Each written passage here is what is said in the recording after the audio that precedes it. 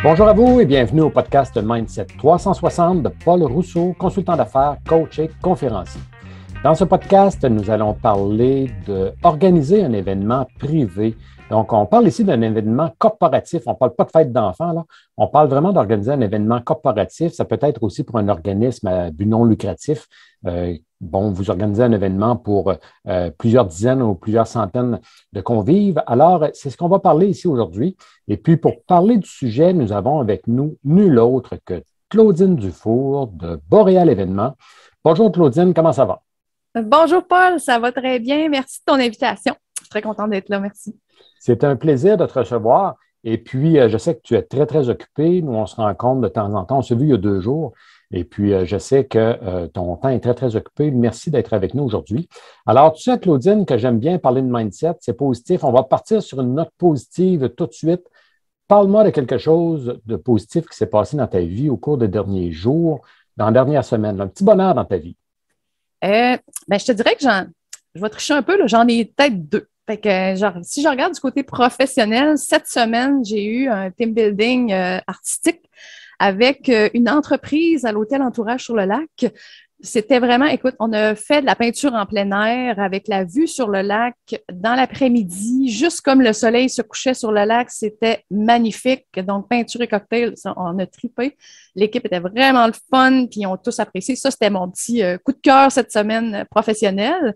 Puis, mon petit coup de cœur personnel, je construis mon atelier en autoconstruction. Donc, on est, OK.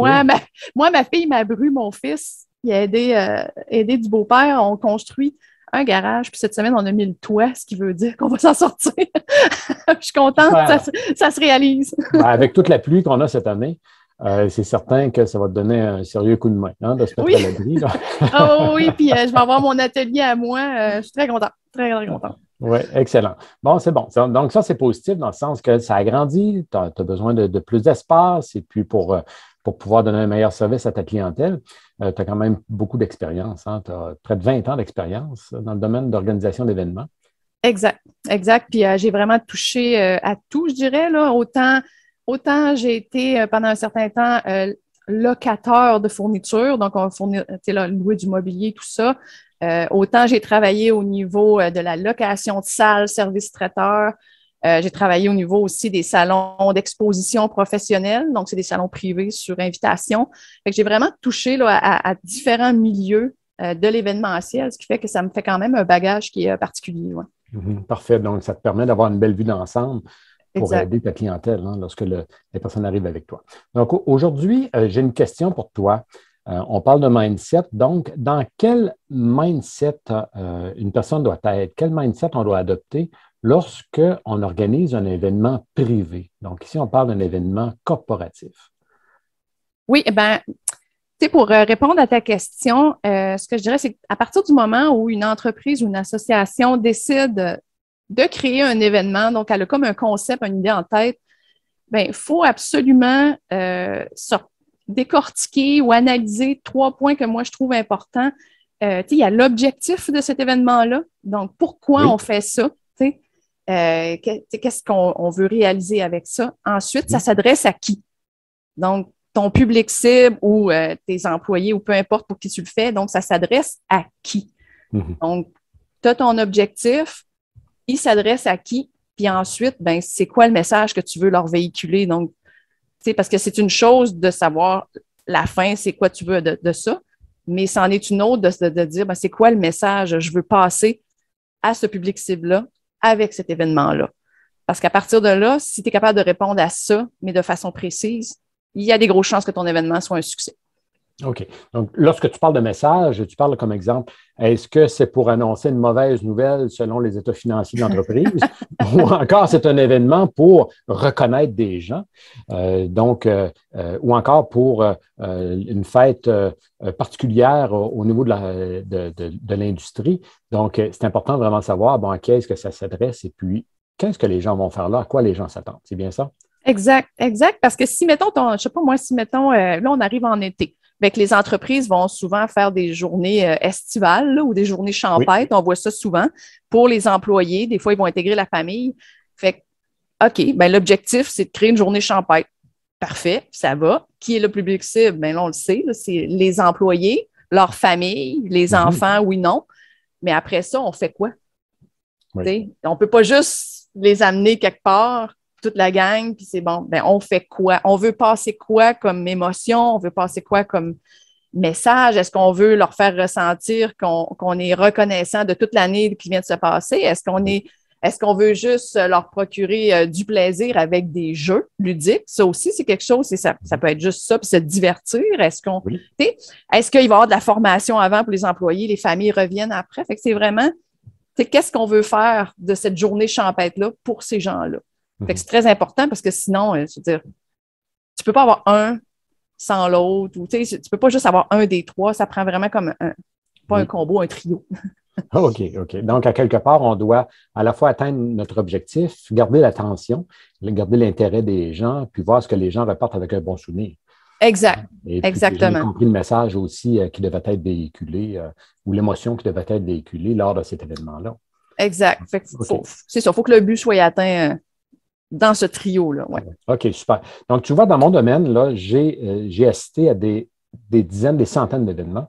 Et puis, parfois, c'est un ou une employé de l'organisation qui prend en main. Souvent, c'est un organisateur ou une organisatrice d'événements comme toi, parce que le contrat est souvent très gros. Mais je me rends compte qu'il y a des gens pour qui organisent un événement comme celui-là, qui ne sont pas habitués de le faire. Et on se rend compte que c'était vraiment pas pour eux. Les gens ressortent de là vraiment stressés. Ils ont besoin de 3 semaines de vacances. Donc, selon toi, quel type de personne peut prendre en charge ou devrait prendre en charge un événement corporatif? Souvent, ce qu'on va voir dans les entreprises, c'est que quand il y a un événement qui doit se créer, on va souvent le reléguer à l'adjointe ou au département secrétariat service. Souvent, c'est ça qu'on va faire parce qu'on a l'impression que vu qu'on s'adresse à des gens, on a l'impression que d'office, ça peut tomber dans leur chaise, mettons, on va dire ça de même. Mais c'est une erreur parce que souvent, pas souvent, mais tout le temps, ces personnes-là ont leur semaine à faire, ont leurs 40 heures à faire, leurs tâches à faire. Eux aussi, là, je veux dire, ils travaillent du lundi au vendredi, puis ils n'ont pas nécessairement des tonnes de temps supplémentaires à mettre là-dessus. Puis ça finit qu'au final, ils vont être pleins de bonnes intentions au départ, mais le temps va manquer, les ressources vont manquer. Oui. Puis ça va finir que c'est pas de la mauvaise foi, mais ça va finir que souvent, on va dire, OK, gars, lui, il a dit oui, on va le prendre. Puis cette place-là, c'est ça, on va le prendre parce que là, on manque de temps. Puis en manquant de temps, on risque de passer à côté du public cible qu'on devait justement remercier ou en tout cas rencontrer. Puis on va aussi oublier le message. Mm-hmm. Parce que là, on a autre chose à faire. Les technicalités vont prendre le dessus, mais on va oublier le message qu'on voulait faire, ce qui fait qu'on ne rencontrera pas l'objectif qu'on avait peut-être figuré au début. Fait que ce qui est important dans une entreprise, ça serait vraiment de regarder à mettre une équipe spéciale là-dessus, mais une équipe qui serait dédiée à ça, même si elle est temporaire, pour justement pouvoir travailler plus. Puis souvent, être accompagné aussi d'une professionnelle en événementiel, ça serait vraiment l'idéal. Oui, effectivement, parce que déjà là, lorsque on engage 1, 2, 3 conférenciers, qu'on offre l'hébergement, peut-être souvent un repas, et puis parfois un groupe de musique, etc. On investit des milliers de dollars. Et si on n'a pas la bonne personne au sein de l'organisation pour prendre en charge cet événement-là, la personne risque de ne pas bien négocier pour la salle, pour les blocs de chambre, si on en a besoin, pour le traiteur, etc.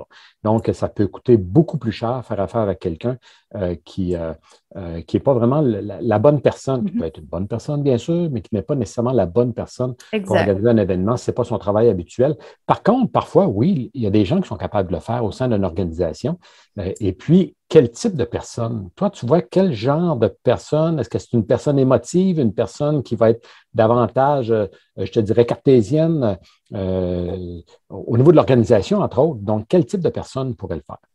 Je te dirais que ça prend un petit peu des deux. C'est peut-être ça qui explique mon petit côté Gémeaux, là. C'est que ça prend une personne qui est capable d'être ouverte, d'esprit créatif, qui est capable d'attirer à elle l'énergie justement pour regarder, les sentir les bonnes vibes puis aller chercher des choses inusitées. Mais ça prend quand même quelqu'un qui a une discipline pour justement amener tous les éléments importants. Donc, tu parlais de booker des chambres, tu parlais des traiteurs et tout ça. Ça, c'est la surface. Mais un traiteur, ça veut dire qu'à ce moment-là, il faut gérer justement les particularités alimentaires, les allergies, les choix. Est-ce qu'il y a des choses qu'on refuse absolument de servir? Est-ce qu'il y a des choses qui doivent être absolument là? Les chambres, tu sais, les chambres, oui, c'est bien beau, on réserve 30, 40, 500 chambres, c'est une chose. Mais là, il y a tout le volet non-fumeur, il y a tout le volet, est-ce qu'on veut des vues, pas de vues? Est-ce qu'on veut, tu sais, il y a des gens qui ont des particularités qui veulent, mettons, venir 2 jours avant, à partir de 2 jours après. Oui. Il y a plein de choses qui rentrent en ligne de compte. Okay. C'est pas juste on bloque 500 chambres, puis on bloque un traiteur, puis on bloque un conférencier. Je t'arrête, parce que là j'ai le tournis. Seulement que t'écouter, là, j'ai jamais vraiment organisé un événement corporatif avec beaucoup de gens. Et puis, effectivement, tu es en train de démontrer que ça prend une personne qui est disciplinée, oui, puis bien organisée. Exact. Comment on peut relever le défi d'avoir, lorsqu'on en a trop à faire, lorsqu'on sent qu'on est submergé? Tu conseillerais de commencer par quoi? À partir du moment où nos 3 points principaux sont placés, là, on a rencontré tout le monde, puis on sait notre objectif, on sait notre public cible, on sait le message qu'on veut passer. Bien là, c'est d'aller chercher nos plus gros points ou nos plus gros éléments nécessaires à mettre ça en place. Puis là, ensuite, c'est vraiment un travail de décortiquer. Donc, dépendamment de l'objectif de réussite, est-ce qu'on a besoin de conférenciers? Bon, voilà, à ce moment-là, on va faire un premier défrichage de conférenciers qui va nous permettre de réaliser cet objectif-là. Oui. Notre public cible, c'est qui? Là, à partir de ce moment-là, il faut aller valider justement comment on rejoint ce public cible-là, parce que on a bien beau avoir un public cible, mais si on ne le rejoint pas, il ne saura jamais qu'on est là. Oui, puis lorsque tu dis public cible, c'est qui est assis sur les chaises. Exact. Et puis, qu'est-ce que ces gens-là ont besoin d'entendre à ce moment-là? D'attendre, d'apprendre, de connaître, de recevoir comme information exactement. Puis le message, donc notre message, c'est quoi? Bon, mais quel est l'élément qui va être le plus important justement pour mettre notre message partout? Là, je ne parle pas juste d'un écran de télé, là, je parle vraiment là, activité, justement le choix des conférenciers, le choix de tout ce qui va être utilisé pour que ce message-là soit tout le temps de l'avant, puis que quand les gens partent, le message soit clair. Mm-hmm. Parce qu'on peut avoir un message qui va être clair entre toi et moi parce qu'on en parle, mais quand les gens leur demandent c'était quoi, dans le fond, le message de l'événement, mais ils ne sont pas capables de le dire. Donc, ça veut dire que ça a mal été communiqué. Effectivement. Donc, ça part de l'invitation. Ça part de loin. Hein, exact. OK. Ça suit ça. Parce que c'est vraiment nos 3 éléments qui vont nous donner vraiment tous nos indices vers où on veut aller pour commencer ce défrichage-là. Puis là, après ça, comme tu disais tantôt, il faut rencontrer, soumissionner, négocier, oui. Revenir, à aller visiter aussi, parce que c'est pas parce qu'on loue une salle que la salle est adéquate automatiquement. Donc, il faut aller voir, il faut ressentir la vibe, le marketing se vit comment. Donc, tout part de là, vraiment. OK. Donc, selon toi, c'est quoi le plus grand obstacle qu'une personne au sein de l'organisation veut organiser l'événement? C'est quoi son plus grand obstacle, selon toi? Je te dirais, je ne sais pas si on peut appeler ça un obstacle ou une erreur, mais c'est souvent une erreur par l'inexpérience. C'est, la loi de Murphy, là, elle existe pour vrai. Là. Oui. En tout cas, elle existe pour vrai, donc tout ce que tu penses qui peut arriver va arriver.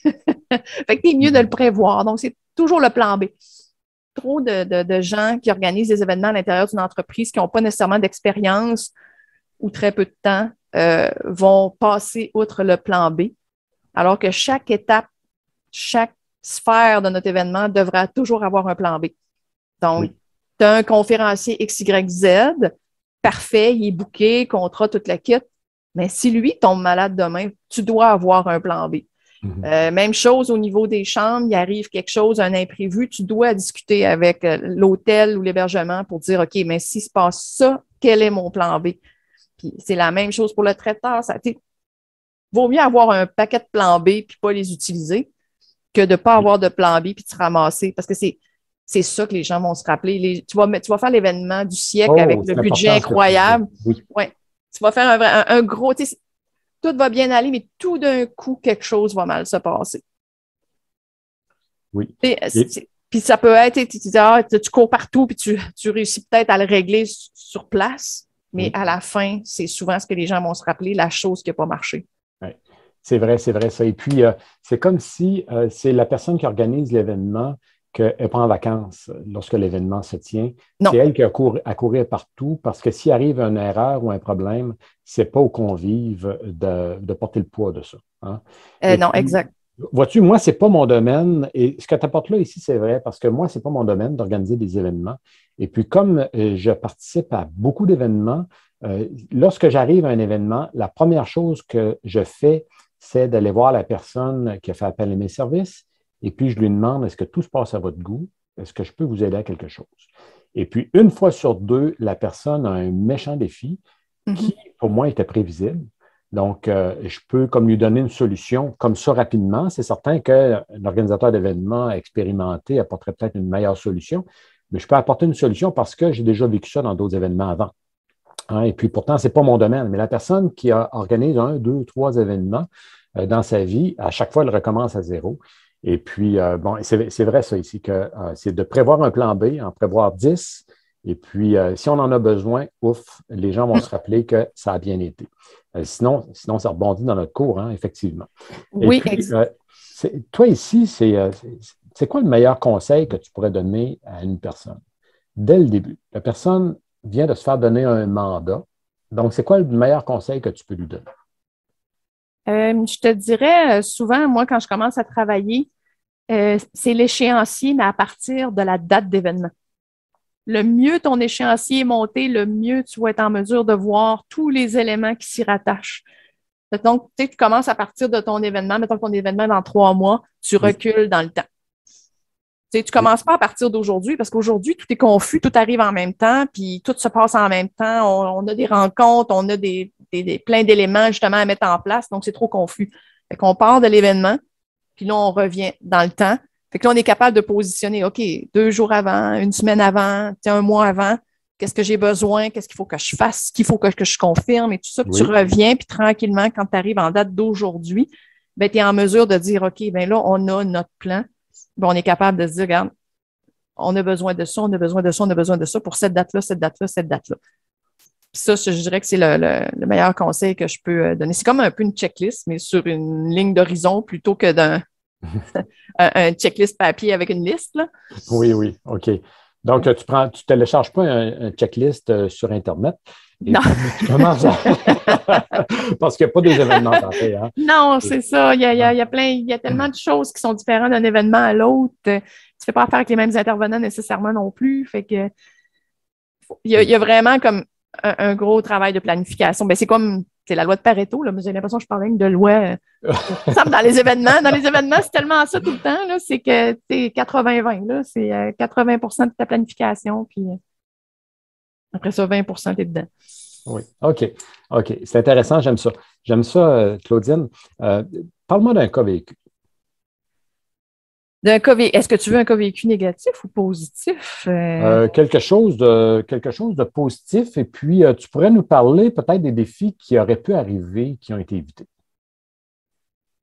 Je te dis, ben, les dernières expériences que j'ai vécues, je dirais, mon Dieu, tu me pognes à brûle pour point, là,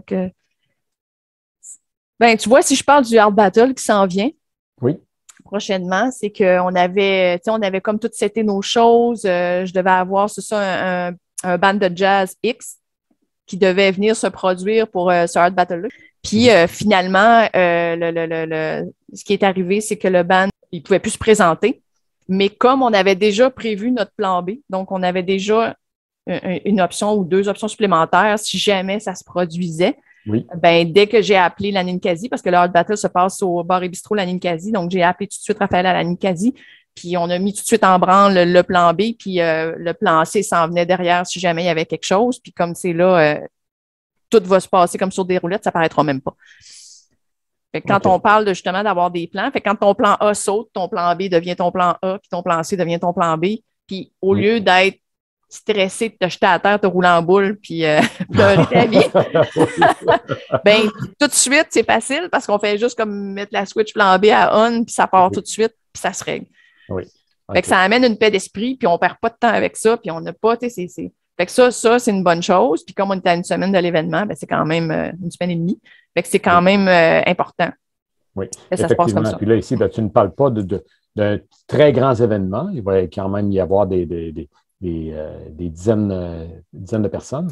Et puis, mais par contre, lorsqu'on arrive avec un événement où on a besoin, comme exemple, de booker, pour dire un mot francophone, 500 chambres, un bloc de 500 chambres, alors là, il peut arriver des surprises aussi, là. Oui, bien à ce moment-là, le best, comme j'ai déjà eu, c'est que j'étais en tournage sur le lac dans ce temps-là. L'idéal, c'est de ne pas avoir toutes tes chambres bookées seulement en un seul endroit, mais d'essayer d'avoir des répartitions dans différents hôtels quand c'est possible. Donc, à partir du moment où il y a des changements, parce qu'on s'entend quelqu'un qui annule, on peut toujours le remplacer, mais à partir du moment où il y a des ajouts qui se font ou des imprévus ou des choses, ben, tu es tout le temps capable de quand même distribuer des chambres dans différents hôtels aux alentours. Oui. Donc, puis à ce moment-là, tu as une navette de bouquet, puis bingo, on s'en ressent pas. Effectivement, ben, je trouve ça, oui, ça c'est smart. C'est smart dans le sens qu'il peut y avoir une grève dans un hôtel, puis ça donne que c'est l'hôtel qu'on a choisi. Il peut y arriver un fléau quelconque, un problème avec, je ne sais pas moi, une inondation d'eau, peu importe. Donc, il peut arriver plein de problèmes. Un festival qui se présente, nous, ça fait 6 mois qu'on travaille sur l'événement, puis 2 mois avant, il y a un festival qui se présente aux alentours de l'hôtel, puis l'hôtel est difficile d'accessibilité. Effectivement. Donc, si on fait affaire qu'à un seul endroit, ça peut soulever des problèmes. Et puis, sinon, ben, on se trouve à comme répartir le problème sur les autres. Et puis, effectivement, ça, j'aime ça aussi. Alors, ça fait de la belle business. Quand tu travailles avec, tu sais, tu as un hôtel principal, mais tu travailles avec des hôtels en périphérie, ça fait de la belle business pour tout le monde. Fait que tout le monde est gagnant là-dedans. Puis, tu as même, tu sais, je veux dire, le service de limousine qui te fournit, dans le fond, les navettes qui vont voyager pendant toute la durée de l'événement entre les établissements. Fait que les gens se sentent VIP. Fait qu'il n'y a pas vraiment de laisser pour compte dans tout ça. T'sais. Fait que tout le monde est heureux puis tout le monde fait de la belle business au niveau des fournisseurs. Oui, effectivement. Si tu fais toujours affaire avec le même hôtel aussi, à un moment donné, cet hôtel-là n'est pas disponible, eh bien, là, tu recommences à négocier avec d'autres hôtels. Sinon, OK. Donc, c'est bon. Et puis, mais lorsqu'on parle d'une personne qui organise elle-même l'événement, un événement corporatif qu'on n'a pas l'habitude de le faire, donc là, c'est des négociations avec plusieurs hôtels. Oui. C'est un gros travail. Hein, c'est du temps. C'est du temps qu'elle doit mettre obligatoirement. C'est ça, du temps, ça. Quand tu ne l'as jamais fait. Sinon, ben, si tu fais seulement que rappeler les mêmes personnes, les mêmes responsables. Et puis, OK, ça, j'aime ça aussi. Et puis, au niveau, comme exemple, un défi au niveau des traiteurs. Souvent, les gens ont besoin de s'alimenter, ont besoin de manger. Parle-moi d'un défi que les gens peuvent vivre au niveau du traiteur. Qu'est-ce qui arrive aujourd'hui aussi avec la tonne d'allergies et d'intolérance qu'on retrouve? Eh bien, c'est surtout ça, je te dirais, là, dans tout ce que j'ai vécu. Moi, là, tu peux avoir n'importe quel bon traiteur dans ton réseau de contacts. Si ça, c'est mal géré à la source, c'est sûr que tu t'en sors pas. Donc, ça prend un traiteur, ça prend vraiment un traiteur justement qui est à l'affût, qui est conscient de ça, parce un traiteur ne peut plus dire aujourd'hui, il n'est pas au courant de ça, puis il ne joue pas avec ça. C'est impossible. Ça fait partie de sa game. Donc, à partir de là, tu dois lui donner la meilleure information possible pour lui permettre de faire la meilleure planification possible de tes repas.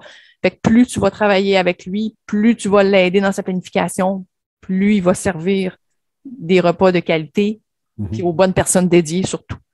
Okay. Ça, c'est un succès garanti parce que quand les gens mangent mal ou quand les gens sont mal servis, ça paraît. Oui, effectivement. Donc, il peut se passer 25 au petit point pendant 2 jours. Exact. Et puis, une graine dans l'engrenage et puis les gens vont se rappeler de cette graine-là. Hein? Exactement. Puis surtout quand tu as un repas de gala, là. Faut que ton repas de gala soit ça coche. Okay. Peu importe le nombre de services. C'est pas le nombre de services qui va faire le succès à la fin. C'est pas ça. Donc, lorsque ça se passe pas bien, les gens vont se rappeler de toi. Et puis, si ça se passe bien, ben, ils peuvent se rappeler de toi quand même, mais se rappeler de l'organisateur positivement. Ben, moi, je me dis à quelque part, là, quand tout va bien et ton événement est bien planifié, tu sais, moi, là, quelque part, là, si tout va bien, si tout est bien planifié, personne ne vient me voir. En fait, quand tu vois personne, c'est parce que tout va bien. Parce que sinon, tout le monde court après toi parce qu'il manque ci, il manque ça, il n'y a pas ci, il n'y a pas ça. Parce que quand tu es planificateur d'événements, dans le fond, tu es un peu le chef d'orchestre de tout ça. Tu n'es pas supposé être à quatre pattes à terre en train de mettre du tape sur les planchers. Non, non. Donc, à partir du moment où, justement, tu as pensé à tout au maximum, puis que ton équipe est là, tu es censé juste superviser, ils ne sont pas censés venir te voir, sauf si, justement, il y a des trucs vraiment inusités ou des demandes de dernière minute du client. Mais à partir de là, tu n'es pas en vacances, mais tu n'es pas censé être harcelé. Donc, moi, c'est pour ça que je te dis, quand personne vient me voir, c'est parce que tout va bien. OK, voilà. Donc, ça, c'est la preuve de l'expérience, l'expertise. Hein? Exact. Toi, Claudine, je sais que, tu le démontres, tu organises des événements, c'est ton métier, c'est ta profession. Est-ce que parfois, tu peux coacher des gens à organiser un événement? Oui, oui, c'est un service que j'offre, justement. Donc, autant je peux les aider, leur donner de la formation ou justement être consultante un peu à travers leur équipe. Quand je parlais tantôt d'un comité à l'interne, oui. Donc je peux les aider, les accompagner là-dedans pour que justement il y ait la bonne information puis qu'ils fassent les bonnes démarches et tout ça. Autant je peux faire partie aussi du comité en tant que consultante externe, mais là, à ce moment-là, j'embarque vraiment dans l'équipe. Je ne suis pas juste comme à l'externe pour justement les aider. Je suis vraiment dans l'équipe, mais sauf que je chapeaute tous les petits départements qui sont dans l'équipe justement pour mener à bien. Fait que c'est deux tâches complètement différentes, mais le but de tout ça, c'est vraiment de mener à bien l'événement pour le comité. Oui. Pour avoir un événement réussi, donc avoir une personne d'expérience. Avec eux. À l'intérieur. Avec eux, exactement. Tout comme au niveau des salons d'exposition professionnels aussi, je donne de la formation. Autant de la formation pour un nouveau salon qui se mettrait sur pied que je peux donner de la formation aux exposants aussi, parce que faire un salon ou organiser un salon, c'est une chose. Oui. Mais ça prend des exposants dans le salon, puis les exposants doivent avoir du succès aussi. Oui, ça, c'est un beau sujet. C'est un beau sujet pour un prochain podcast, Claudine. Et puis, c'est super. Effectivement, tu ouvres une belle porte ici. Alors, un mot de la fin? Écoute, les événements, c'est soit tu as des gens qui vont dire qu'il faut être complètement fou pour être planificateur d'événements ou il faut être complètement passionné.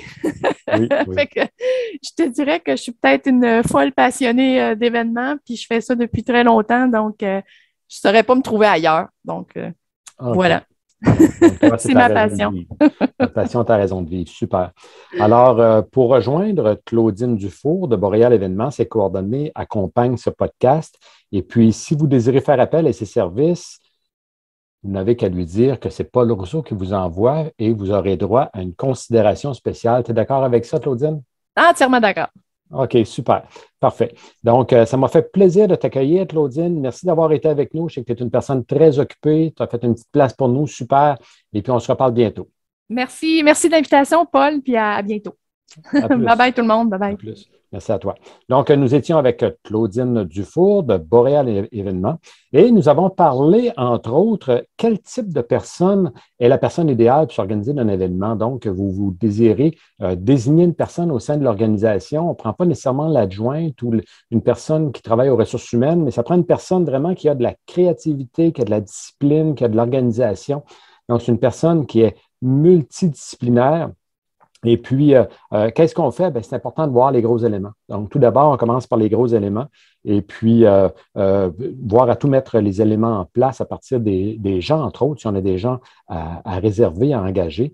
Et puis, comme obstacle ou comme plus grande erreur, c'est de ne pas avoir de plan B. Donc, avoir 1, 2, 3 plans B, c'est hyper important pour s'assurer d'avoir un bon événement et puis que les gens se rappellent de nous pour les bonnes raisons et non pour les mauvaises raisons. Et puis, j'ai aimé son conseil aussi de Claudine, c'est d'avoir un échéancier. Donc, dès le début, vous préparez quelque chose pour le mois de décembre prochain, commencez à travailler maintenant. Vous partez de votre événement et puis on recule dans le temps jusqu'à aujourd'hui. Et c'est ainsi qu'on peut peut-être voir coucher les objections, coucher les défis avant qu'ils se présentent. Et on a parlé d'autres choses, hein, les blocs de chambre, on a parlé de traiteurs. Donc, c'est toute une profession que d'organiser un événement. C'est important aussi d'être bien entouré, de s'entourer les bonnes personnes pour nous aider. Alors, ça a été un plaisir pour moi de préparer ce podcast pour vous en compagnie de Claudine Dufour de Boréal Événements. Ici Paul Rousseau, consultant d'affaires. On se reparle bientôt et d'ici là, jusqu'où irez-vous? Ciao!